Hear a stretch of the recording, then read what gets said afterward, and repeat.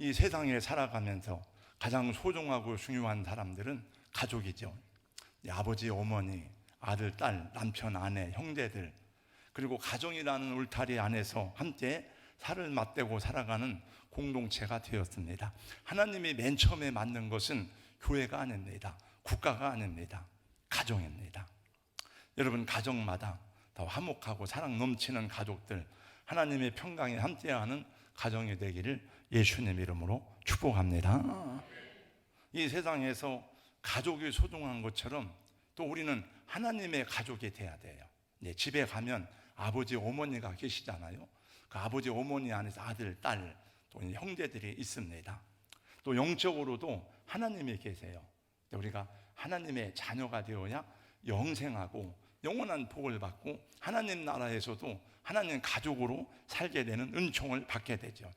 여러분 모두가 다 하나님의 가족이 될 수 있기를 예수님 이름으로 축복합니다. 미국 테네시주에 벤 후퍼라는 아이가 있었습니다. 그는 체구가 작고 아버지가 없는 사생자였습니다. 엄마와 함께 살았는데 엄마가 행실이 안 좋아서 결혼도 하지 않고 아버지가 누군지를 모르는 아이를 낳고 키우는 것이었습니다. 마을의 어른들은 자기 아들들이 아버지가 누군지 모르는 벤 후퍼와 함께 노는 것을 원치 않았습니다. 근데 벤 후퍼는 늘 따돌림을 당하고 외로웠습니다. 후퍼가 12살이 되었을 때에 마을 교회에 새로운 목사님이 부임을 했습니다. 근데 소문을 들으니까 그 목사님이 너무 인자하고 좋은 목사님이라고 소문이 나기 시작했습니다. 벤 후퍼는 교회에 가도 왕따를 당했기 때문에 맨 뒤에 숨어 있듯이 예배를 드리고는 목사님이 축도를 하기 전에 얼른 도망을 가고 했습니다. 몇 주가 지난 어느 날 벤 후퍼가 목사님의 말씀에 감동을 받고 오늘은 용기를 내어서 목사님에게 인사를 해야 되겠다. 그리고 끝까지 남아서 목사님의 축도를 받고 나가면서 목사님에게 인사를 했습니다. 목사님 안녕하세요. 저는 벤 후퍼입니다. 네, 목사님은 처음 본 아이라 물어봤습니다. 네가 누구 아들이더라? 누구 아들이지? 갑자기 주변이 조용해졌습니다. 네, 목사님은 사람들이 벤 후퍼를 이상하게 보는 그 눈치를 챘습니다. 그때 목사님이 환한 얼굴로 후퍼에게 말했습니다. 나는 네가 누구인지 알아. 너는 네 아버지를 닮았기 때문에 내가 금방 알 수 있거든. 사람들이 당황스럽게 목사님과 후퍼를 바라보았습니다. 목사님이 말했습니다. 너는 하나님의 아들이야. 내 모습을 보면 알 수 있거든. 당황하여 도망치는 이 후퍼를 향해서 목사님은 등 뒤로 크게 소리를 질렀습니다. 너는 하나님의 아들이야. 하나님의 아들답게 훌륭하게 살아야지. 집으로 돌아온 벤 후퍼는 이불을 뒤집어 쓰고 울기 시작했습니다. 하나님이 내 아버지라고? 내가 하나님의 아들이라고? 사람들이 너는 아버지가 없는 사생자라고 놀렸는데 하나님이 나의 아버지라고? 그럼 나는 하나님의 아들이란 말이야? 그러면 하나님의 아들답게 내가 떳떳하게 살아야지. 세월이 흘러서 후퍼는 성인이 되었고 그리고 훌륭하게 산 그 결과로 테네시주의 주지사가 되었습니다. 테네시주의 주지사가 2번이나 이 사람이 주지사를 했습니다. 주지사 벤 후퍼는 다음과 같이 말했습니다. 내가 12살 때 그 목사님을 만나 하나님의 아들이라는 말을 듣던 그날이 바로 내가 다시 태어난 날입니다. 오늘 여기 앉아 계신 여러분들이 하나님의 아들입니다. 여러분들이 하나님의 딸입니다. 여러분 자녀들에게도 이 이야기를 전해주세요. 너는 하나님의 아들이야. 물론 내 아들이죠. 제 아들이 하나 있는데 제 아들의 그 카톡 네임은 하나님의 아들 오경환 이렇게 그냥 제가 하고 있습니다. 너는 내 아들이지만 하나님이 너를 세상에 보냈다. 요즘에는 해외여행을 다니는 일들이 많습니다. 보니까 이번 주일 지나고도 내일 또 우리 집사님들 2가정이 각각 따로따로 해외여행을 가족끼리 간다는 이야기를 들었습니다. 근데 지금은 세계 어디를 가든지 스마트폰이 자동으로 노밍이 되고 또 시간이 자동으로 표시가 돼요. 제가 해외에 갔을 때 로마에서도 보니까 왼쪽 상단에는 현지 시간, 오른쪽 상단에는 한국 시간이 표시되어 있어서 얼마나 편리한지 모릅니다. 이 세상에 사용되는 모든 시계나 자, 또 저울 이런 것들은 표준이 있습니다. 표준 저울이 있고 표준 자가 있고 표준 정밀 시계가 있습니다. 그래서 우리나라에는 표준 사무소 본부가 있고요, 또 이 대덕 연구단지 내에는 표준과학 연구원이라는 게 있습니다. 우리나라 표준시는 동경 135도에 맞춘 표준 시간대를 채택하고 있습니다. 제가 찬 시계도 좋은 시계지만 종종 시간이 안 맞기도 해서 또 시간을 맞추기도 합니다.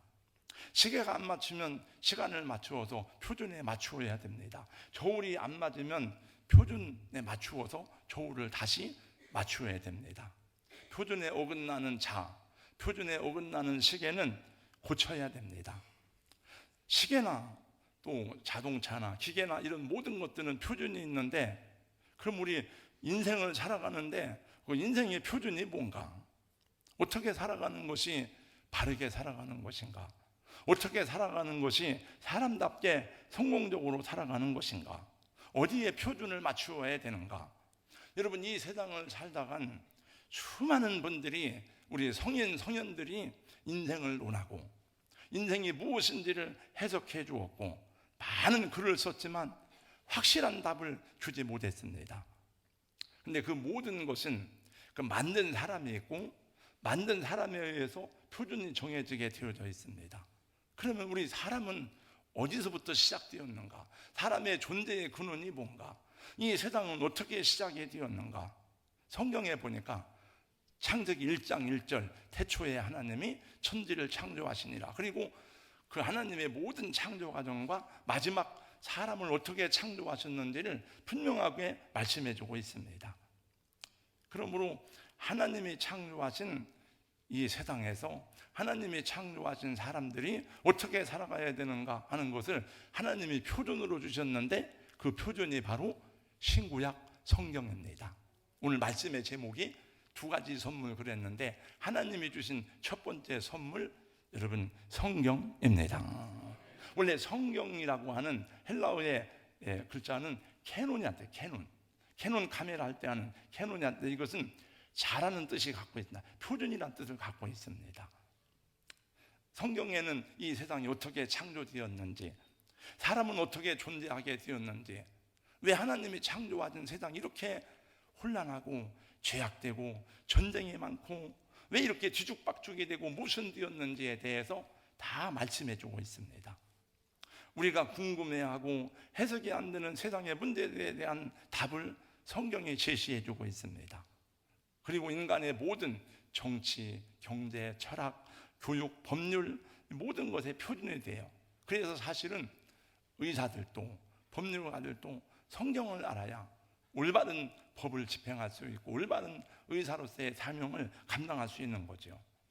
뿐만이 아니라 더 중요한 것은 성경은 모든 인간으로 하여금 구원의 길을 걸어가도록 계시해 주고 있습니다. 왜냐하면 인간은 죽음 이후에 죽음으로 끝나는 것이 아니고 죄와 사망 가운데 저주받은 인생이 되어서 멸망할 수밖에 없기 때문에 하나님이 구원의 길을 분명하고 정확하게 가르쳐 주셨어요. 그래서 성경은 저와 여러분에게 주신 하나님의 중요한 선물 가운데 하나입니다. 그래서 성경은 전 세계 모든 나라의 언어로 번역되어 있고, 그리고 성경이야말로 세계에서 가장 오래된 역사를 가지고 있으니 인류가 문자, 상형 문자를 쓰기 시작할 때부터 성경이 기록되어서 수천 년 동안 성경이 보존되어져 왔습니다. 이 성경은 인류 역사의 시작과 끝을 보여주고 있습니다. 성경을 보아야 인류의 역사가 어떻게 시작되었고 어떻게 끝나는지를 정확하게 알 수가 있습니다. 그러면 성경이 하나님의 말씀이라는 사실을 어떻게 증명할 수 있습니까? 그건 이 시간에는 다 얘기할 수 없고, 그러려면 성경을 공부해야 돼요. 여러분이 정말 여러분의 지식과 이성을 가지고 이게 정말 하나님의 말씀이야? 한번 성경을 보고 한번 생각해 보세요. 많은 증거가 있지만 한 가지만 말씀드리면, 모든 성경의 예언이 역사 속에서 그대로 성취되는 사실을 통해서 알 수가 있습니다. 성경은 크게 두 가지인데, 구약 성경이 있고 신약 성경인데, 구약 성경은 예수 그리스도가 세상에 오시기 전에 쓰여진 예언입니다. 하나님의 예언입니다. 그리고 신약 성경은 예언이 성취된 내용들입니다. 이 전 세대의 수많은 사람들, 특별히 로마 황제들을 비롯한 박해자들은 성경을 없애기 위해서 얼마나 많은 노력을 했는지 모릅니다.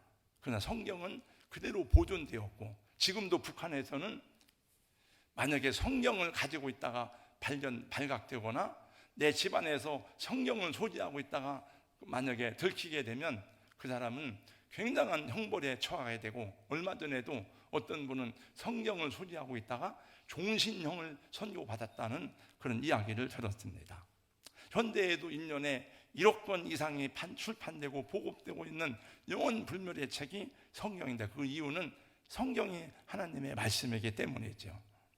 미국의 16대 대통령으로 노예 해방을 선언했던 에이브라함 링컨은 말하기를, 성경이 없이는 내 인생에 철학도 희망도 없었을 것이라고 하였습니다.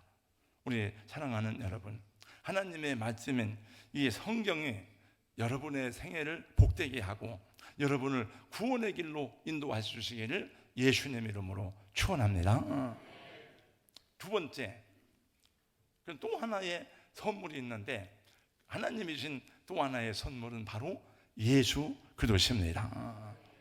여러분이 잘 아시는 대로 하나님은 성경에 약속하고 예언하신 대로 2023년 전에 이 땅에 예수 그리스도를 보내주셨습니다. 모든 역사는 동서양을 막론하고 예수 그리스도가 오신 것을 기준으로 BC와 AD로 구분이 됩니다. 그래서 우리가 학교에 공부할 때 그걸 몰랐지만 BC, Before Christ, 예수님 이전의 세대를 말하고, AD, 안노 도미네, 우리 주님의 시대라는 뜻입니다. 오늘 AD 2023년, 주님의 시대 2023년입니다. 역사의 모든 연대를 얘기할 때, 또 여러분 생일을 얘기할 때, 나는 1957년 6월 17일생입니다. 그럼 우리는 1957년이 뭔지 몰랐었는데, 예수 믿고 보니까 예수님 이후에 1957년이구나 하는 거죠. 예수 그리스도가 오신 것을 기준으로 역사가 나누어집니다. 예수가 오시기 전에 기록된 성경을 구약 성경이라 그래요. 그리고 예수가 오신 이후에 기록된 예수의 행적을 기록한 성경을 신약 성경이라고 합니다. 구약 성경의 내용이 무엇입니까? 구약 성경은 한마디로 예언입니다. 약속입니다. 내가 너희들에게 메시아를 보내겠다, 구원자를 보내겠다. 헬라어로, 히브리어로 말하면 메시아고, 헬라어로 말하면 그리스도이고, 우리말로 말하면 구세주입니다. 내가 너희들에게 구원자를 보내겠다. 그리고 하나님의 약속대로 이 땅에 구원자를 보냈습니다. 그리고 그 약속이 성취된 것이 신약 성경이죠. 그래서 신약 성경은 예수님이 이 땅에 태어나고 어떻게 살다가 어떻게 죽고 어떻게 부활하고 승천하셨는지를 기록한 말씀인 것입니다.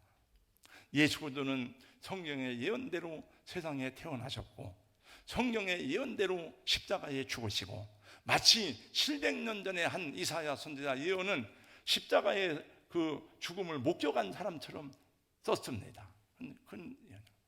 예수님은 성경의 예언대로 3일 만에 다시 살아나셨고, 그리고 예수님은 부활하시고 승천하셨습니다.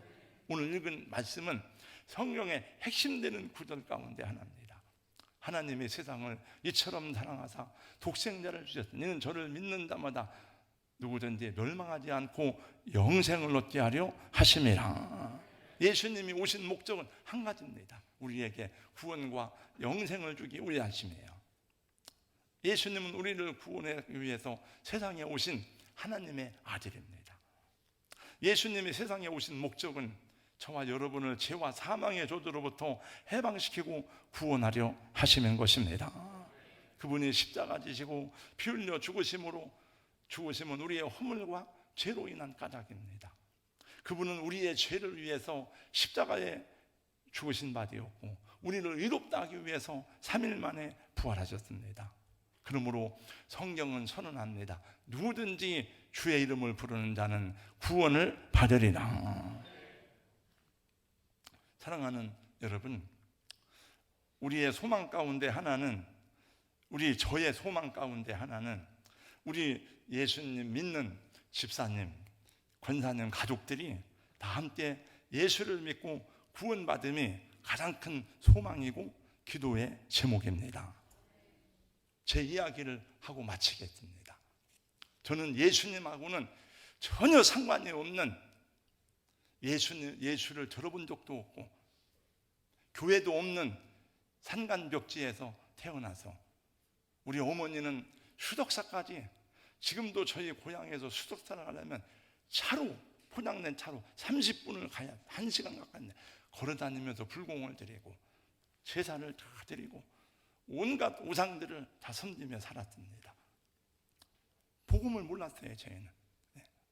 그러다가 제가 예수 믿게 된 간증을 다 할 수는 없고, 저희 누님들이 많이 있는데 시골에서 이제 초등학교, 국민학교를 나오고 서울에 가서 이제 일하고 직장 다니고 하다 너무 힘드니까 저희 누님 가운데 한 분이 예수를 믿고, 그것이 우리 계기가 되어서 집안이 막 그냥 늘 싸움. 예수 믿어야 된다, 안 믿는다. 저는 정말 예수 믿는 것을 싫어하고 역겹게 생각했습니다. 그리고 저희 누님한테 막 욕도 했습니다. 한 15, 우리 가족이 다 예수 앞에 돌아오기까지는 한 15년 가까이 걸렸어요. 제가 제일 마지막으로 돌아왔습니다. 저는 군대 가서도 열심히 법당을 다녔어요. 나는 예수 안 믿는다. 예수는 너나 믿어라. 제가 예수 믿을 줄은 꿈에도 생각을 못했고, 또 예수를 믿고 제가 목사가 되리라는 것은 생각도 못했습니다. 지금도 생각해 보니까, 지금은 안 그러지만 옛날에는 그 아줌마들 앞세워 가지고 그 목사님이 성경책 깨고 이렇게 다니는 거 보면, 남자들이 할 일이 없어 가지고 저런 짓을 하고 있는가, 쪽팔리게 막 그런 생각을 할 만한 사람이에요, 저도. 근데 어쩌다가 제가 예수를 믿고 목사가 되어서 바로 저는 24살에 군대 갔다 오고 이렇게 해서 신학을 공부하고, 제가 서울 살다가 31살에 대전에 내려와서 개척을 했습니다. 아실 거야. 처음에 아무도 없었어요. 다 망했습니다. 힘들고 어렵고. 근데 하나님이 정말 좋은 분들을 많이 만나게 하셨어요. 그리고 우리 교회를 통해서 예수님 모르던 사람들이 많이 예수 믿고 장로님 되신 분들이 많아요. 참 하나님 은혜고, 그래서 제가 복을 많이 받고, 또 교회도 이렇게 큰 교회는 아니지만 안정된 교회가 되었고, 제가 이런 얘기해서 죄송합니다. 제가 목사로서는 누릴 것을 다 누려봤습니다. 이 세상에서는 여러분 국회의원 되고 국무총리 되고 대통령 되고 그러면 그거 성공한 거 아니에요? 예를 들어 세상적으로 볼 때. 근데 목사가 국회의원 될 수는 없잖아요. 목사가 장관할 수는 없잖아요. 저는 공부도 많이 못한 제가, 우리 성도들이 알아요. 저 외국 가서 박사학위도 받고 신학교 학장도 하고, 제가 이 기관의 일도 많이 하고 대전시 기독교연합회 회장도 하고, 안 한 게 없어요. 다 해서 감사하다. 또 우리 성도들이 저를 위해 기도하고 격려해주고. 그런데 이제 은퇴할 때가 가까이 와서 기도하는데 이런 소원이 생겼습니다. 우리 집사님, 권사님들 믿지 않는 남편들을 전도하고 은퇴를 해야 되겠다. 그리고 다 안 믿는 사람들이 다 지금 와서 믿어서 권사되고 장로 됐잖아요, 여러분. 그래서 제가 2020년에 한 해를 시작하면서 그 해에 그 가족들 전도를 소망하고 금식 기도를 일주일 동안 했습니다. 그리고 금식 기도를 하고 났는데 2019년 12월 달부터 코로나 얘기가 왔어요. 여러분, 우리 평생에 이런 코로나는 처음이다. 물론 중세시대에 페스트가 오고 막 엄청난 그런 유럽 인구의 3분의 1이 죽는 전염병이 왔지만은 우리 시대에는 그런 게 없었잖아요. 코로나 이전에도 사스가 왔었습니다. 신종플루가 왔었습니다. 메르스가 왔지만은 금방 지나갔습니다. 다 코로나도 금방 지나갈 줄 알았어요. 그런데 이것이 점점 해서 전 세계적인 팬데믹으로 와가지고 정말 힘든 세월을 보냈습니다. 여러분도 힘들었지만은 제일 힘든 것 중에 한 부분은 교회입니다. 교회. 왜냐하면 교회가 뭐예요? 원래 교회라고 하는 말은 이제 헬라어로는 에클레시아라고 하는데 부름받은 사람들의 공동체라는 뜻이 있지만은 우리말 그대로 번역하면 가르칠 교자, 회, 모일 회자입니다. 교회는 모이는 것을 근본으로 하고 있어요. 그런데 정부에서 명령이 떨어졌습니다. 집회하지, 모이지 말아라. 모이지 않으면 교회가 안 되는 거예요. 그리고 온갖 욕을 다 먹었습니다. 교회가. 본질상 모이는 것을 중요하게 생각하는데 이 전염병이니까 이게 공산당이 박해와서 모이지 말라 그러면 싸우다가 순교하면 죽으면 되지만은 이게 전염병이니까 이게 안 되잖아요. 그게. 그러니까 참 힘들고 어려운 세월을 3년이 넘게 보냈습니다. 금년부터 예배를 자유스럽게 좀 드리게 되었고 우리도 점차 회복이 되어 가고 있고 사실은 우리 교회 모임도 코로나 오기 이전보다 많이 줄었어요. 그러면서 세월이 벌써 3년이 지나니까 저의 은퇴 시계도 더 빨라지게 되었습니다. 그래서 다시 제가 2020년에 가졌던 소망, 은퇴하기 전에 우리 성도들, 가족들이 다 예수 믿고 구원받도록 해야 되겠다. 그래서 이 기도를 하고 있는 곳입니다. 그렇게 완고하고 고집 세던 분들도 예수를 믿었어요. 제가 생각할 땐 우리 집사님 남편이, 권사님 남편이 예수 믿을 사람이 아니에요. 최광실 장로님 예수 믿을 분이 아니에요. 저분은. 그런데 다 예수를 믿고 돌아왔어요.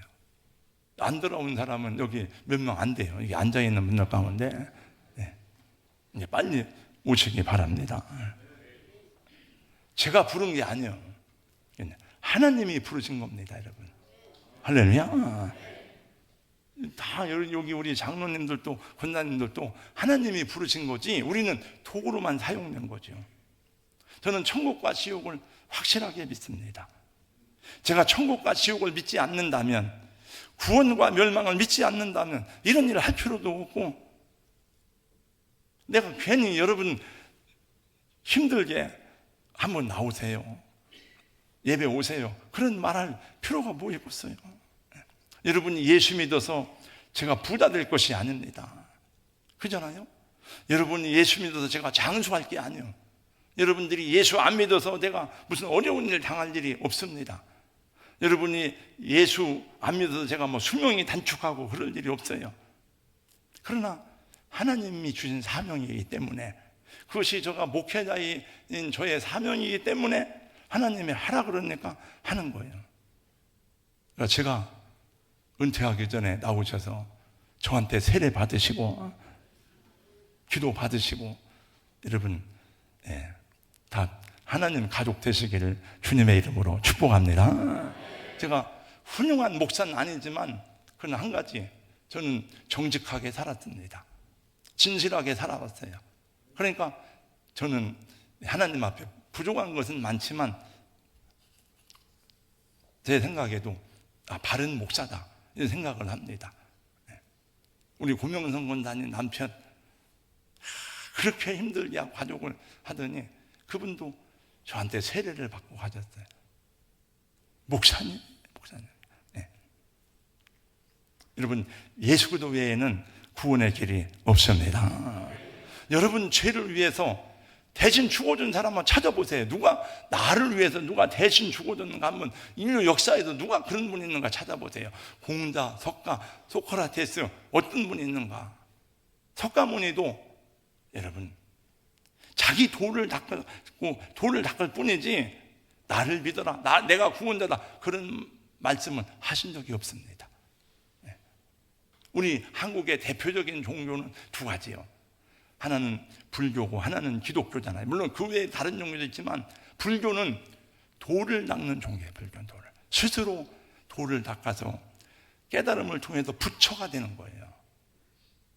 그런데 저는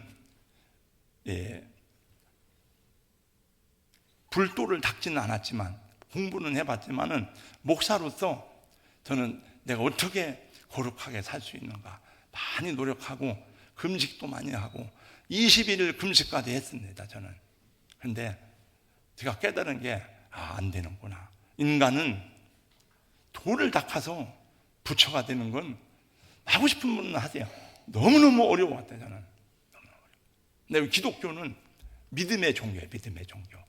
우리가 할 수 없는 그것을 하나님은 하시나니 곧 죄 없는 하나님의 아들을 보내사 그 죄를 정하사 율법의 요구에 응하게 하셨으니 우리를 위해 죽으시고 부활했다.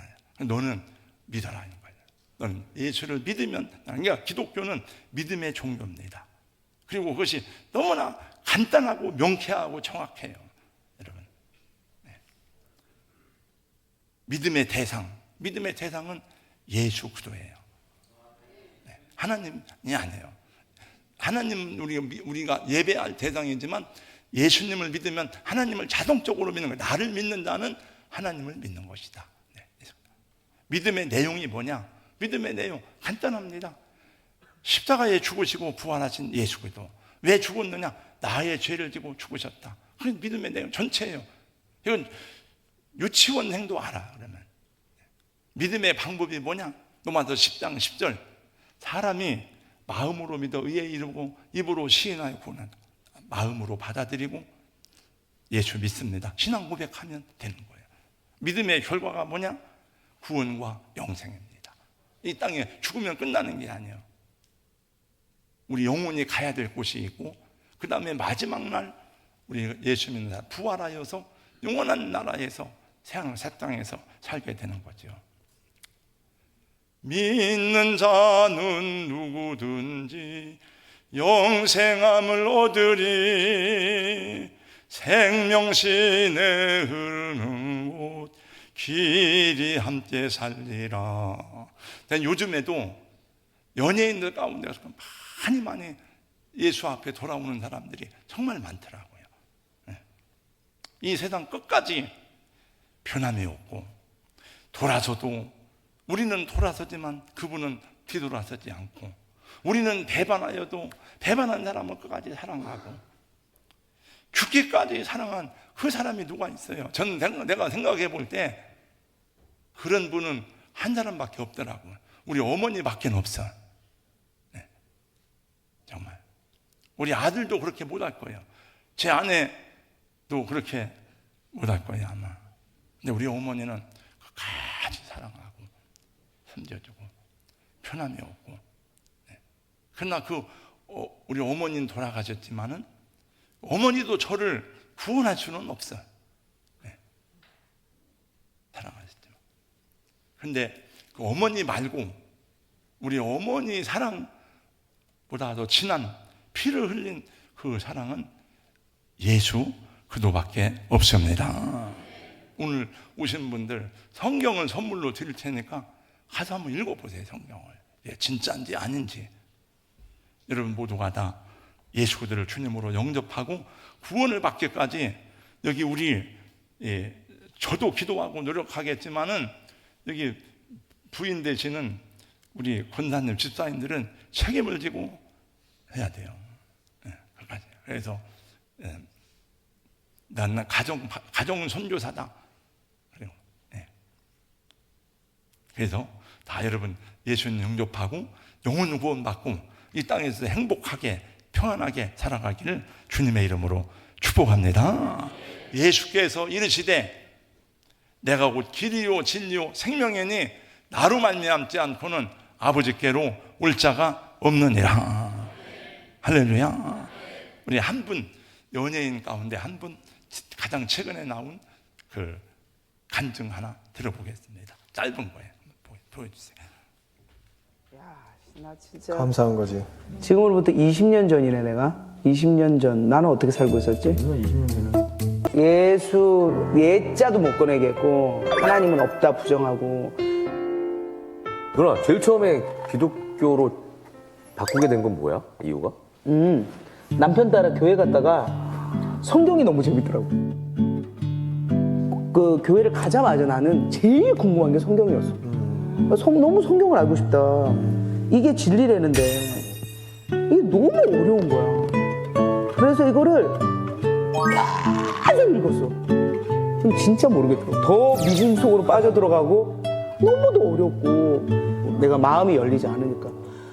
근데 그렇게 파려고 하니까 하나님이 그게 너무 예뻐 보였는 거야. 그러니까 기가 막히게 성경을 통으로 가르쳐 주는 분들을 만나게 하는 거야.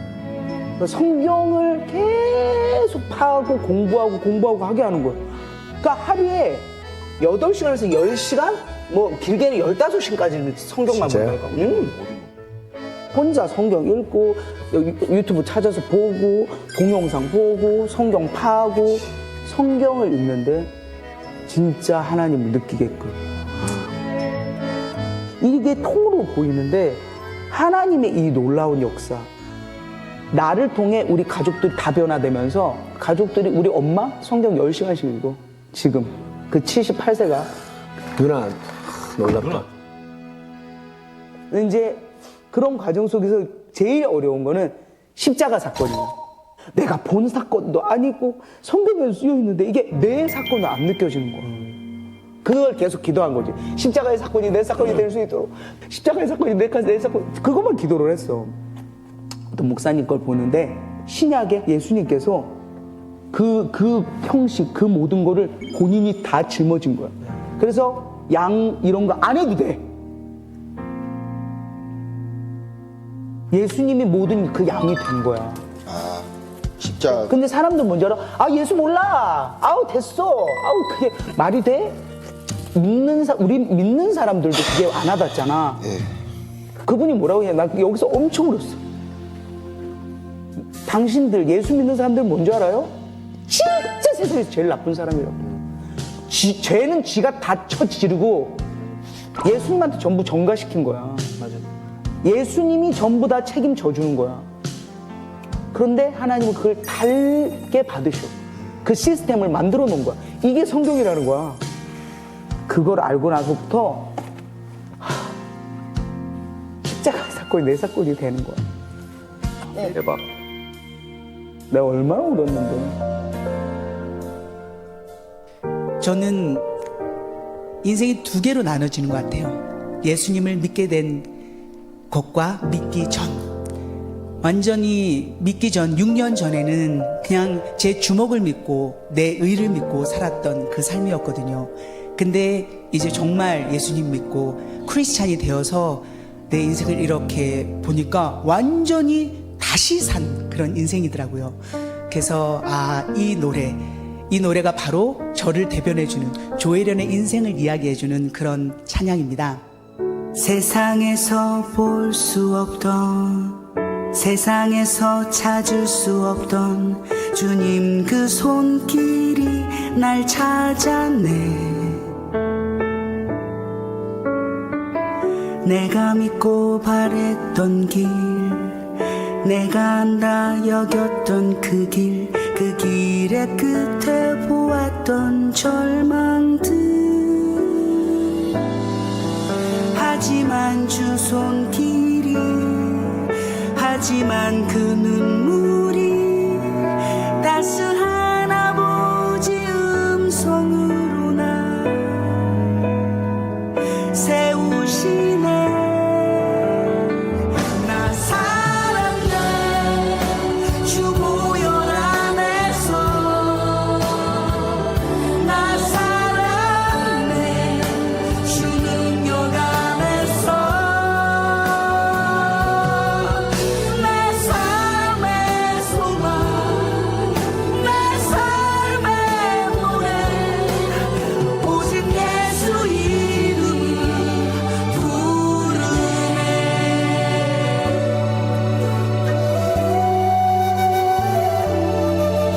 오직 예수 이름을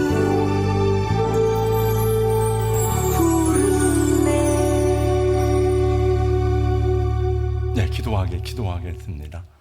예수님이 십자가에 죽으시고 부활 승천하시면서 12제자에게 명령하셨습니다. 너희는 땅 끝까지 가서 이 복음을 전하라고 하였습니다. 제자들이 복음을 전하다가 죽었습니다. 그 제자의 제자들이 또 복음을 전했습니다. 그 제자들이 또 복음을 전하였고, 그리고 우리나라 우리 민족에게까지 구한말에 선교사님들을 통해서 복음이 증거되어서 이 땅에 교회가 세워지고 우리도 예수를 믿게 되었습니다. 하나님, 이제 우리도 이 복음을 전하는 증인 되게 하시고, 또 오늘 이곳에 참석한 우리 모든 성도들, 또 아직 예수님을 확실하게 모르는 분일지라도 하나님이 감동하셔서 예수님 믿고 구원받는 은혜가 있도록 성령님 도우시고 함께하여 주시옵소서. 예수님 이름으로 기도하옵나이다. 아멘.